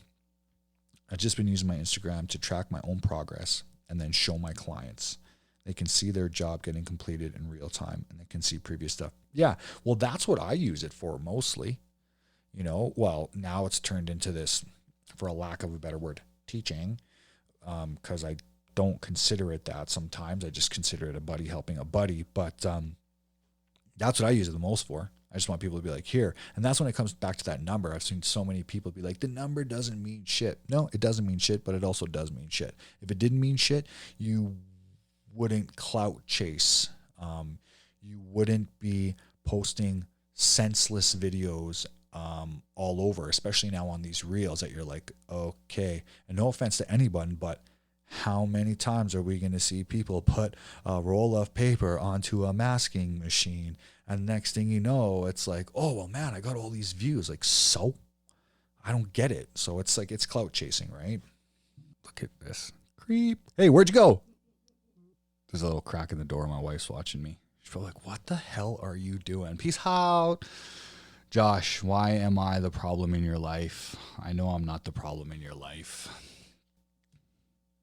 Is that a hand in the door? Say hi, wifey. Hi, wifey. So yeah, originally I did want to come on here to, you know, talk about the solo painters and give them something to listen to and to hold on to while they're working, because I get a lot of feedback from them on the podcast, and I appreciate that a ton. Spray is life. Is that they mean when they say follow up? Hi, wifey. Wifey's gone. She got to pick up the kids. Nor ignore the bids until they follow up. Yeah, recently I just did one because I kind of wanted the job. So I get your paint out time when your dreams come true. Come here, wifey. I'm gonna do that, man. She's gonna let me do it too. Is she in here right now? Body painting. But yeah, so like I said, guys, big ups to the solo painters. Big ups to the whole conversation today. You know what I mean? That's why I love getting on here and chatting, and hopefully not talking too much. But if this is pulling you away from important work, John, hey man, you need some self-discipline. Got to get off this social media stuff. You know what I mean? Get down to business. You know what I'm saying? You know what I'm saying? You know what I'm saying? So, and I mean, maybe I should do that too, but I actually don't got anything to do today. I'm just chilling out. So I thought I'd get on and chat and yeah, just send some shout outs to some people, especially those guys that are working solo. Keep your head up, stay strong. And like I was just saying, did have a family member pass away. Idaho painter sucks. Yeah. Hey man, if someone's gonna put their money into it, then only hop on for the bros. Oh, thanks, John. That's so sweet. Thanks, buddy. We got to get on sometime. Good night, Time Painter. Have a good night down in Berlin, I think it is. So sweet dreams. And yeah. So like I said, what are you guys all up to? We still got 17 people in here. Most of you guys working? Or what are you guys all up to? I'm just sitting in my office. I live by the 80-20 rule. What's the 80-20 rule, man? Let me know what the 80-20 rule is. I live by one rule and one rule only. Thug life. About to get some tacos. Oh, that sounds awesome. It must be lunchtime around there. It's about 10 to 3 here. And I just not wasted my time, but put time into this. Nearly 10 p.m. here. Awesome. And Rendeck Interiors, I did see desk work 145 here. Yeah. I mean, I'm not doing too much. I thought I'd come on this. I did stuff before I got on here. So lazy as fuck today. My back's fucked up. It's too bad. Rendeck Interiors, I did see your comment though. And Matt, he has the Marriott finishes. Amazing guy. From what I see, I don't know him too well. Looks like he lays down some fire. So big ups to that. What up, Liverpool, England? Nice. Watching from Whidbey Island, WA. Day off after 44 in a row. God damn. Yeah, that's tough, man. Get yourself a much needed break. Faux show. Huntington Beach in the house. Yo, Calgary, Alberta in the house. Come on, Calgary, Alberta. Some people probably don't even know where that is. It's only 1 million people here, small little town. We're by Banff, though. You know, we got Lake Louise and Banff up here by the Rockies. Like I said, I've been having still quite a bit of time off. So I've been going Urban CA. Nice. Hoa guy, what's up, man? So I've just been jumping on to this sometimes, in and out of the shop. Working on some stuff online, getting the shop worked out, a place for the furniture to go. I looked at a house in a very exclusive, expensive neighborhood out here. So I'm super excited to get into there with this bid. 80% of results come from 20% of your effort. Yeah. I want to do 20% effort and get 80% results. That'd be sweet. Now, is that by choice? It's partially by choice. Yes, because like I said before, I'm doing whatever I want to do. A little bit. I got my guys either staying at home or they're doing other work until this work comes through. I'm going in and out. I got my brother who's teaming up with me on a builder or two that he's putting in some stuff. I go when I need to go. But like I said before, guys, it just comes down to the leverage. I put myself in a little bit of a spot where no, I'm not bringing in new money, but I'm also not desperate and dying to get out there and do other things. So I decided this time to wait for work, because I was subbing off of one guy and he really fucking pissed me off. I'm really trying to get away from subbing. I got a few wicked builders and hopefully they just get busier. So right now I've just been taking it easy, doing the furniture, all the marketing stuff, the website stuff, just been doing everything that I can myself. Thanks for all the spray videos. Learned a ton from watching. You're very welcome, bro. Very welcome. Like I said, when I get more work, there's going to be more stuff coming up, but I don't want to oversaturate it either. If I don't have anything to post, I'm just not going to post. If it's a Thursday throwback or a Feel Good Friday, cool. If I have something in there that, maybe a picture of a job that you haven't seen, but still from a throwback job from before, cool. You can see it. But other than that, I'm not clout chasing. I don't give a fuck about the reels. I don't care about the views. I care most about my following and the people that give the time to me as well, because that's what really matters right now. I'm just two-man crew, a little tough to take the time off except for the weekends. Hell yeah. Create a vacuum, Danny. Waiting for top line. This guy said, yeah, I do an OnlyFans page. Hell yeah, I do an OnlyFans page. I don't even really know what OnlyFans is. I looked into the Patreon, but it's always like, I'm not looking to sell anyone. Does OnlyFans work that way? Do you guys pay me to, I don't even know, do what? Posted some doors in my doctor friend's office, custom, easy work. Nice. There better be Sam Danny videos on OnlyFans. I have to look into the OnlyFans. I thought it was mostly just for porno, but I could be completely fucking wrong. I have no idea. And Josh says create a vacuum. I got a couple good inventions up here. I just don't know if I want to put that out there. I'm not really sure. It takes a lot of money. And if that's what you're talking about, or you're talking about some like business vacuum, I'm not really sure. But we'll see. I got stuff in the works, but it always comes down to, like Sam was saying, that's like, how do you put it out there? So I feel like I've got a pretty good, and I'll show you what I always look at. And this was something that a marketer told me, one of my good friends, and he gave me this, and this is my plan. This is the route. You know, this is the route that I'm kind of taking. I just still haven't decided if I actually want to go completely through it or not. A biz vacuum, like sucking up all the work. OnlyFans, I sand my ass off. Start a Clubhouse club. Well, I have Clubhouse because one of the guys on here said, "Hey man, you should get Clubhouse." So I went and got on and I looked at it and I was like, "Oh, okay, here's another thing." And then the OnlyFans I haven't really looked into. I don't know. Because I'm the type of guy that as soon as it starts to become something everybody's doing, I start to back away from it. That's why I'm getting a little kind of like with Instagram a little bit, because it was cool when I first came out and it was kind of cool to see, the way it would work. But now it's just becoming something I'm like, oh my God, how do I get away from this? Time to sell copies of that plan for $10 a pop. Lego. Lego my ego. When I don't take a sub job, it should create an opportunity elsewhere. It does, but honestly, man, I'm not going to lie. If anyone if you want to really get to know me, I am one of the pickiest fuckers out there. And my brother, so you might see sometimes the Repaint YYC. And the reason that we started that together is because sometimes he'd look at me and be like, "What? You just let that job slip away?" I was like, "I fucking want it." He's like, "What are you doing?" And I'm like, "Well, I just, I'm picky. I'm in a part in my life where I want to do specific things and I want to do it my way and I want to do it for certain reasons. I'm sick and tired of chasing the jobs." So like I said, I'm trying not to sub anymore. I haven't subbed in a while, only because a lot of these contracts or contacts that I had, they haven't even really been throwing me, which is what pisses me off.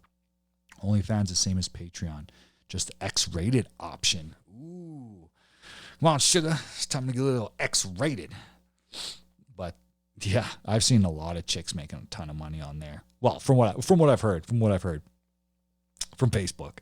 There's like that one teacher that her kids got expelled or whatever because her mom was on OnlyFans or whatever. And now she like doubled her amount of income that she made because it went viral because it was so wrong that they fired her or whatever it was, something, right? Keep doing your thing, bro. I'll try. I'll definitely try, man. Nude painting. This is what I'm saying. You don't want to see me in some cutoff shorts? Nah, then I'm really, really going to be getting them views. And then I'm really going to be getting them likes. And then it's still going to do fuck all for me. Oh, I keep getting sub jobs where the substrate isn't prepared right, like drywall not sanded, hack woodwork, and then I get shit on by the contractor. Yeah, it's driving me a bit crazy because the guy that I was subbing off of, it's like I know and you know that I am perfect for your jobs. But then you fuck me around with schedule, you fuck me around with money. I do nude. And you fuck me around with stuff like that. And it doesn't make me want to come back. And then it's like that, did I do something wrong? It's like, dude, you know what you did wrong, man. Like, come on, pay me what I'm worth, pay me for what it is, and then I'll come back. So now I'm just doing whatever, I actually did have one person reach out to me who's in town that wants to take a class. So that was cool. And I'm probably going to do that and show them a few things and run them through a small course here. They reached out to me through a live, which was cool. So, maybe I will put that out there to other people that want to come and join, but, this person wants to learn and that was cool. I was like, all right, sweet. So here's something. There's something else. Exactly. I make contractors money by making all their shit look amazing and they shit on us 100%. But like I said, man, that comes down to that leverage. That's why right now, like I've been able to take, I don't even know how long it's been now, so, I've been able to do that. I still have things on the go. Of course, you always want to think about the new money Earl. Earl. For the record, I kind of felt bad for Earl a little bit. I mean, what do you think is going to happen to you if you start a page like that? But at the same time, I was like, people who live in glass houses shouldn't throw stones. So when I went on and looked at the live the next day of who jumped in there and kind of bashed this guy, it was the wrong people. It was funny. It was really funny to me. I felt kind of bad for him. Sometimes a good break is just what you need to come back with inspiration. You need to keep trucking. For 25 years, the ups and downs all level out. I'd fly to Canada to get Danny hands-on experience. Don't take the COVID shot. I wasn't planning on it. Yeah, and that's CW Bickle. That's what I've been loving so far about this. It's giving me my mouth's watering to get back at it. Not completely for everything that's involved with it. I'm being very picky choosy now. That's what I said. Like I did the furniture and I did it my way and how I wanted to do it and invested in that and had a few bucks. So I put it into that. Will I possibly make all my money back?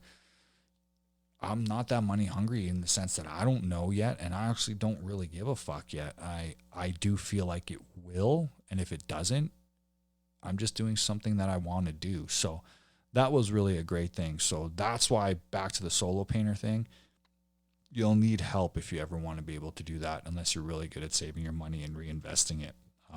Because I don't think any of us want to be 65, 70 still fucking painting. I've seen guys like that, old school guys. It's not the life, bro. It's not the life. So I'd fly to Canada to get... Oh, I read that one. Don't take the COVID... Oh, there's nothing new. It's nothing new. But we'll see. Maybe there's something like that in the future. But I don't know. Right now, I'm just going to concentrate on getting these other jobs crushed out. Won't be posting too much of it because some of the builders don't really like it that we're working with now. But we'll see. We'll see what happens. Don't worry. I won't do a video of putting a roll of paper on a masking machine. How often do you buy rollers and brushes? Not very often. I'm not going to lie, and nobody take offense to this. I'm not the guy that has 20 brushes in a backpack, all mint and clean. I never understood that. I have one, maybe two brushes for myself, and then I'll provide brushes for my guys. But it's mostly like, take care of your brush. And then over time, as it went on, my guys started getting their own brushes that they would clean and take and go. And if they needed to buy a new one, they'd buy a new one. And the rollers, it depends. If it's a repaint, we'll probably just toss them. If we're using the Purdy, like a Colossus roller, we'll clean them and keep them. I like to do that. Buy something new. I have 10 brushes in a backpack that are clean. One Stinger brush. Tell you what I do like. Well, I mean, I like the Purdys, and I know a ton of people think that's like not a good brush anymore, which is weird.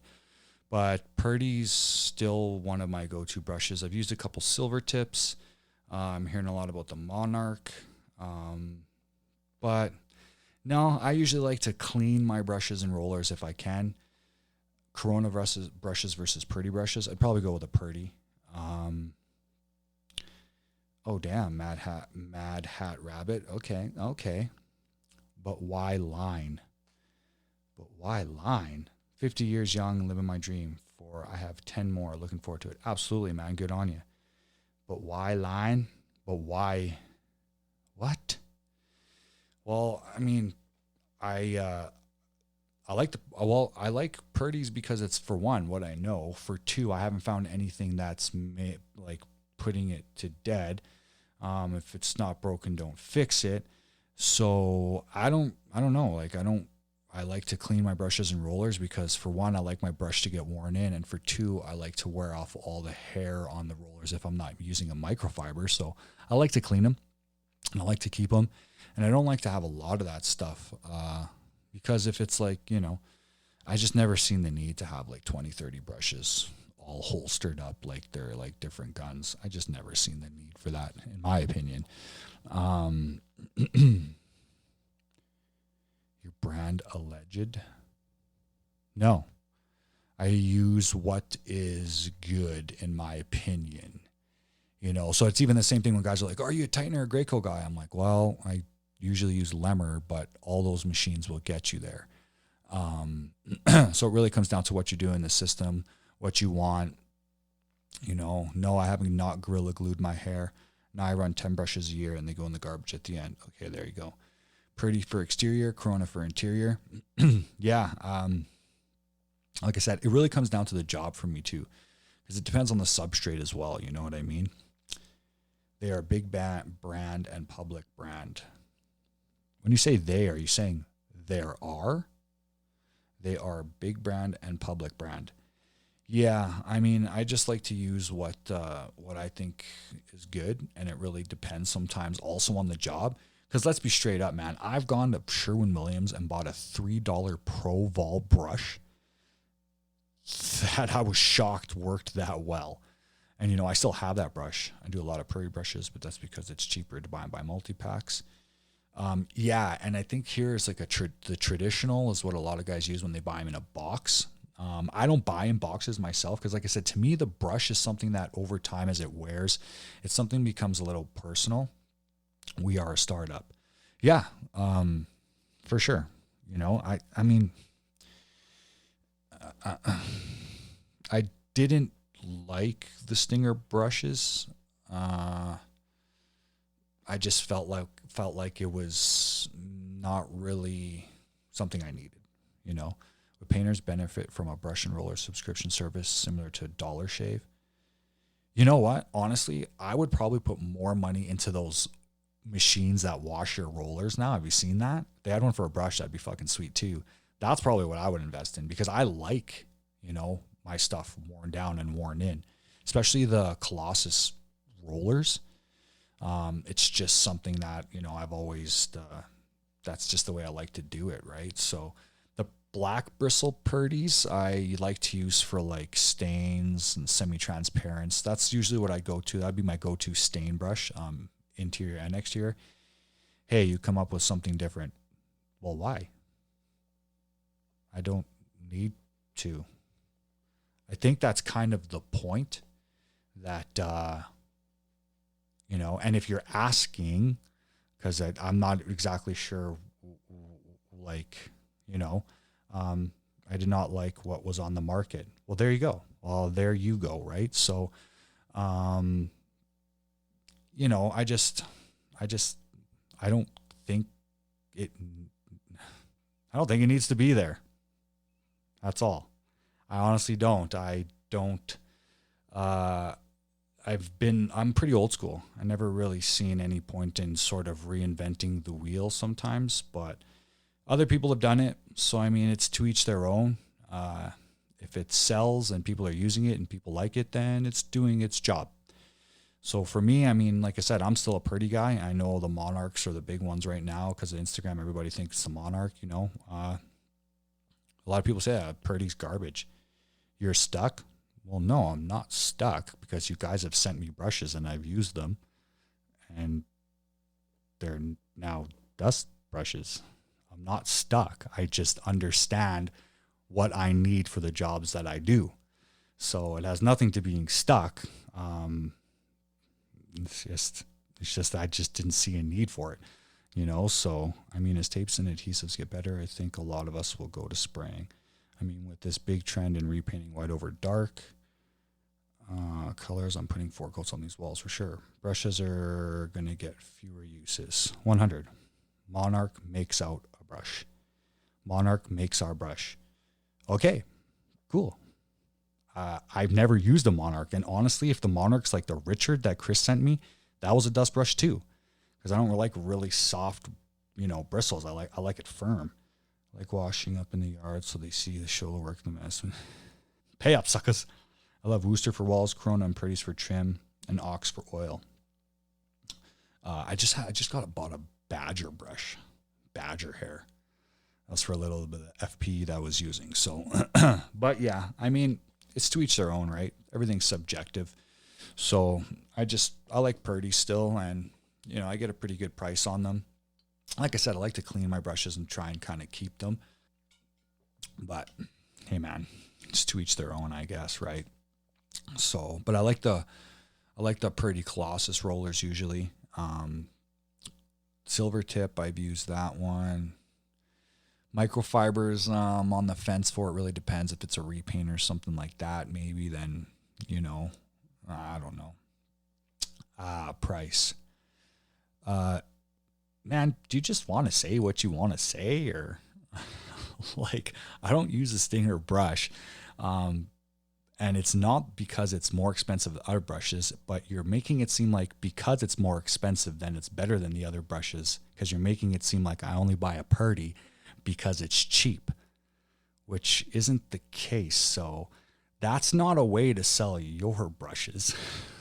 You know what I mean? Like, come on, come on. How much of an incentive would it be if brushes and rollers had environmentally friendly packaging? Well, Stingers can't even beat a silver tip. Hey man, I don't want to be that guy. So if you have nothing good to say, it's usually better to say nothing at all. I hate the Colossus texture at least. Though I like the white doves. I like the white doves too. Yeah, the Colossus rollers, I don't give that to my rookie guys. It requires a lot of back rolling. It holds a lot of paint. So if you don't do it right, it can be bad. Shit is ugly too. It's a clown brush. I don't know, man. Meh. You know, like, I don't know. I'm a painter that believes in myself and the need in the market. Yeah, and I'm pretty sure if you're the same guy I talked to before, when you sent me the brushes or whoever did, I asked what was the point? Why did you come out with this? And I'm pretty sure you explained that all to me, which is fine. But at the end of the day, if people want it, they want it. That's the thing about sales. If people want it, they want it. It's how hard do you have to push it. You know, I was a musician that was trying to sell albums. Sometimes you got to shove that shit down people's throats before they realize it's good. But what happens when it's not good? How do you backpedal out of that? How do you be like, hey man, I just shoved this album down your throat, and it's like, well, this album sucks. And it's like, it's just the way it goes sometimes, you know what I mean? So like I said, I've never, I could have straight up came on and said that the Stinger brush was a terrible brush. But what's the point? There's many terrible brushes, like there's many good brushes. So it's like, I don't know. I use what I like. Favorite Benjamin Moore paint? Aura Advanced, I guess. I don't use a lot of Benjamin Moore. I don't really think. I think it's like they're the De Beers of painting. You know what I'm saying? They're the De Beers of it. They have a really good marketing package, which is another thing, which I think a lot of people have on here. Cart before the horse, market it. Now I got that platform to sell people. It's instant. I don't have to knock door to door. Why isn't my product the best? What do you mean my product's not the best? Because your data isn't adding up to it. It's like, fuck, man. Like, I don't know. Like, the Stinger brush didn't work good for me.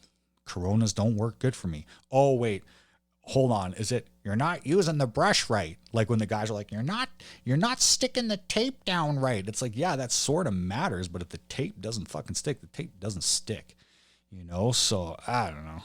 Someone made me paint Imperva Waterborne and Ben. And if they make me do it again, I'm going to take it to Twitter. Yeah, I've used Advance. I thought Advance was a really good product. I have used Aura. I found like, damn, that shit covers well. But for the price point, there's other paints out there that can do just as good. Hey, where'd that Stinger guy go? Oh no, I thought we were talking here. I thought we were talking here.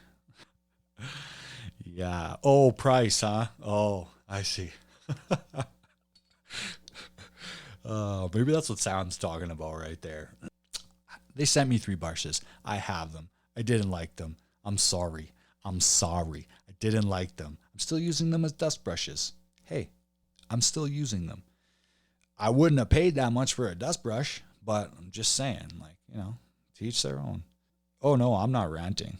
I'm just telling you how it is, right? For me, I think judging by kind of the way you're going about it, it's like, sales is a hard thing, man. And it's hard that, it's hard because people aren't going to care when you cry.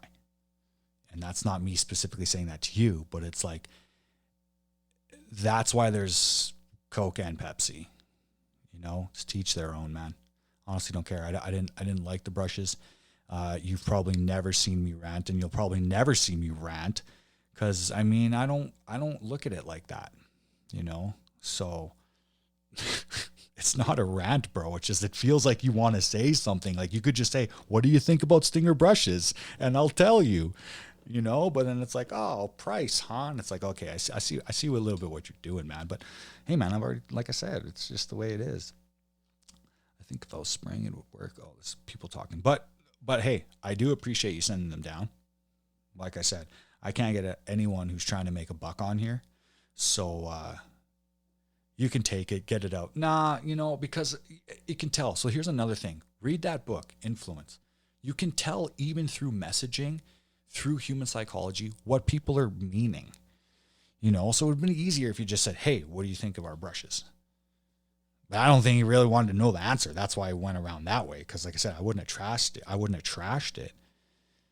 trashed it by any means. You know what I mean? I just don't use it. I have more rejection than a midget in a basketball game. 100%, man.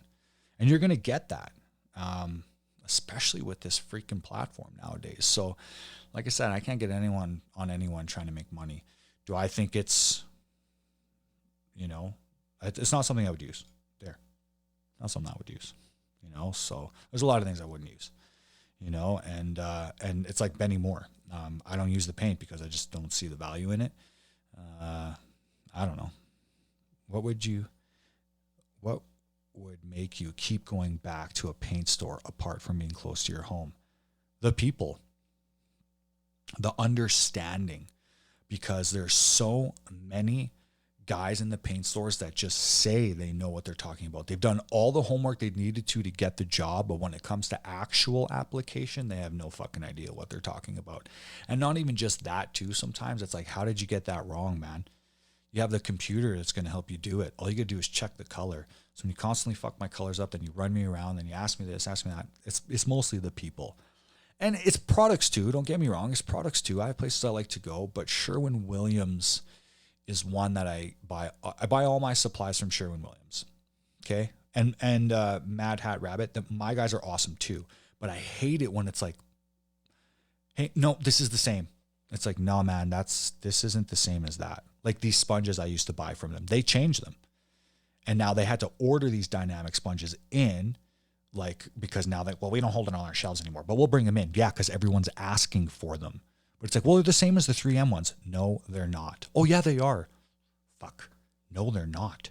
Come and freaking sand a whole house with me, and you'll see it's not. Trust me, I'm telling you, I'm there day to day. All you do is put these sponges on the shelf. So that's another thing that drives me crazy, because there's been many times that I've used products that were suggested by them. And, oh, it's just as good as this or that. And you're like, yeah. And then you go and use it and you're like, damn.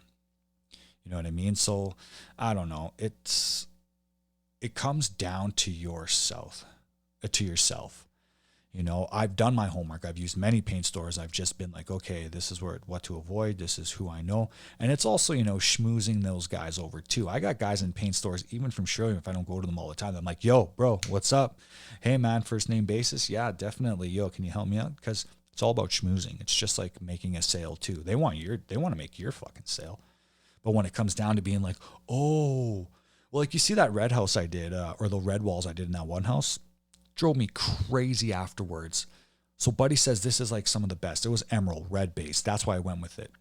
It was red base, okay? That's why I went with it. Really good product. In the end, come down. I'm trusting this guy. I went with it because it's a red base. I got to go. Nice chatting, buddy. See you next time. Thanks, Rendeck and Tears. Much love. So that's I'm trusting this guy on his word. Finish the job. Can start to see that this fucking paint is rubbing off. Not rubbing off, but it's like if you had white curtains over time, they're going to start to turn pink. So I say to him, yo, bro. Oh, no, it shouldn't do that. Why would I call you right now, waste my time to tell you that, to have you? And that's why I get frustrated. So I'm like, what do you mean?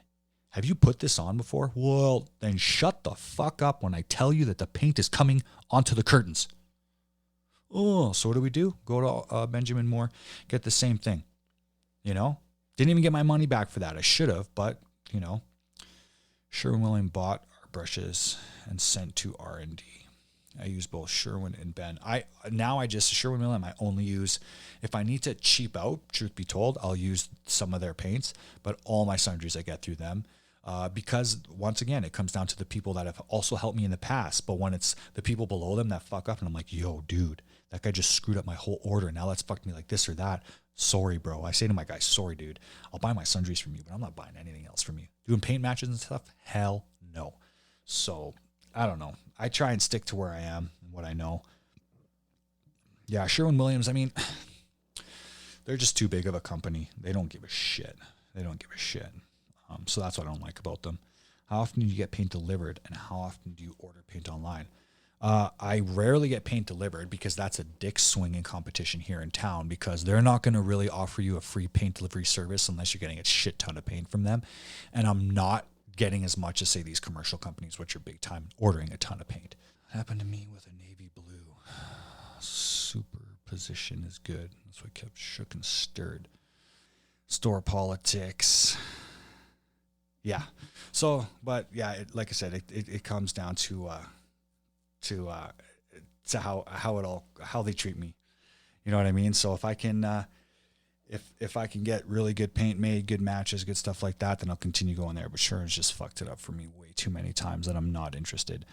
I'm not interested anymore. So I'll buy my sundries from them just to keep.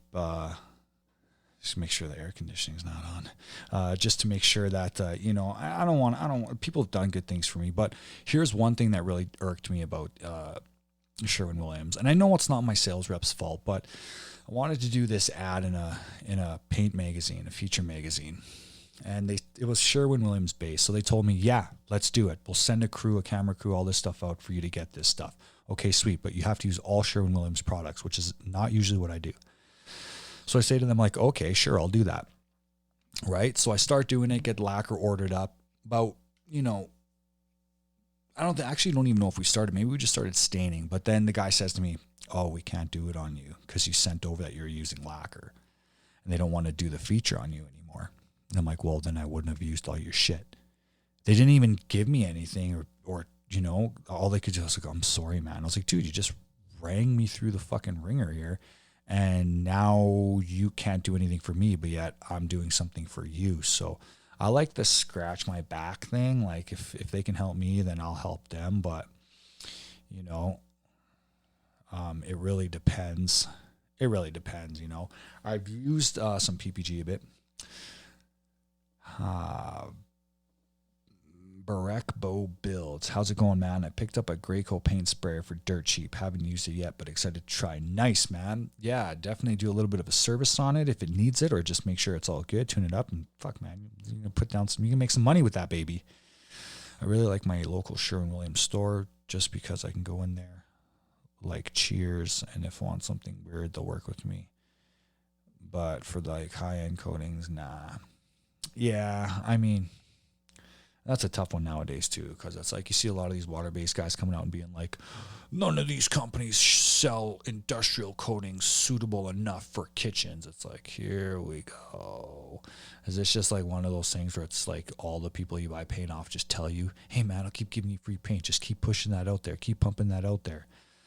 You can't discredit some of that shit. Right? So it really depends. It really, really, really depends on what you're doing. What you want to get. It depends.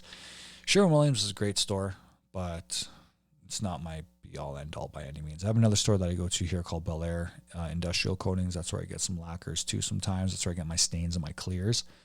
And they have a ton of really good stuff in there. They have a wide variety of fillers, sanding pads, paper, sponges, all that kind of stuff. Yeah, I'm like John. I like a few things from every store. Cloverdale's gotten close to being my be-all, end-all store only because, they kind of got everything. What's up, Todd? And, but, they always don't have everything. So I'm kind of like John. I shop around a little bit. There's different places I go for different things. We don't have Bel Air here in Ontario. Yeah, I don't know. I think it's like a small private company, but it just needs a good cleaning. I'm going to try to put some paint through it soon. Nice. Yeah, man. Good luck with that. If you ever need any help, reach out, or I'm sure there's lots of people online you can reach out to that will get you there. We are behind here in Ontario. I don't know if you are, man. Like I've been trying to work out some stuff with Lemmer recently. Man, and they they don't even have like an online shop or anything. So they don't even understand what I'm trying to do for them, which is a little frustrating. But we're behind as well, a little bit too, man, for sure. Just for what we're doing for our market, Sherwin-Williams for us isn't the way to go, especially with the lacquers. I'm in a small southern town, U.S. Got Sherwin-Williams, Benjamin Moore, PPG, Home Depot, not super great, but ordering everything in. Thanks, man. Got the X5 for $30. Nice. Our increase was only 3%. Awesome. Yeah, that's another thing, too. It's like, I don't even fucking... Our Bellaris glue products. Oh, crazy. About the percentage, I honestly don't think they ever tell me the fucking truth. I'm not a big enough fish yet, so I just go along with it. And, you know, it's a tough one because I find a lot of times it's like people are paying for the paint anyways, so I don't know how much of a deal I really need to get, but I don't really know because I don't know. Everyone does a lacquer's nicer coat, but buzz. Yeah, I just try and keep my mask on as best as I can. But it can get you that little buzz, the stain as well. So, you know, definitely got to be careful. Definitely got to be careful. Buzzing for sure. Painter's brain is a real thing. Real thing. Yeah, man. Got to wear a mask, 100%. Yep. Clients pay for the paint. So increases on them. Yeah. So, you know, I don't know. I think that's what a lot of is what's happening with some of these high iron products that people just want to upsell and make their money on their discount, which is kind of dumb. You think using the X5 on exterior fence would be okay? Not sure what we want to finish it with. We're exploring options. Yeah, I don't really know. It's really up to you, man. I like to brush and roll sometimes on the fence, maybe spray on back brush, but it depends. I find that when you're spraying certain things on exteriors, you can waste a lot of paint. Like one time I went to spray my one fence here, put it through the airless, started shooting it. It was just sucking up the paint so much that I did better with the brush and roller. 3 cocktails in. Oh, I see. Nice. Well, you said, what would I say if Purdy bought your guys' IP? Something like that. I didn't know what you meant by it. Had to close the door. You don't want to hear my dogs bark. And I have to be like, hey, fuck up, man. See, I'm doing a podcast in here, which has been going on for quite a while now. So I'm sure some of you might be bored, or maybe some are just tuning in because they're on a break, or maybe you're waiting for paint to dry. Whatever it might be, I should probably get my ass up and do something. Okay, I'm going to stop clogging y'all up in chat. Go get this bread. Yeah, man, go get the bread. They want the patent. Yeah, I wouldn't say anything because I don't know. I'd still probably use a pretty brush. The brush doesn't, it's the bristles and the way it's made that I don't like about it that doesn't work. So if Purdy bought it, I mean, cool. You know, I don't know. Sherwin-Williams bought a lot of shit and I still don't, I don't know. You should be a radio host. Maybe. Yeah, maybe I will. He would say, sell it fast. Why? They want the patent. Why? If you can get some puffy money, do it. Yeah, don't know. Don't really know if I'm ready to sell y'all yet. How'd that make you feel? Was it all like, oh, or was it like, we put 2 filaments in a brow. Pretty puffy, same thing. Oh, yeah, see, I was like, I don't even need to know any of that shit. You know why? Because if someone puts a brush in my hand and it says white and I use it and it doesn't work well, and the next brush says red and the red one works well, I'm just going to use the red one. Does that make any sense? You know? It's like, I don't know. Yeah, speaking of like the caulk finger, it's like the dripless gun. Now they're going to have what, a battery-powered caulking gun? It's not making it better. You know what I mean? So, I don't really know. But like I said, to each their own, to each their own.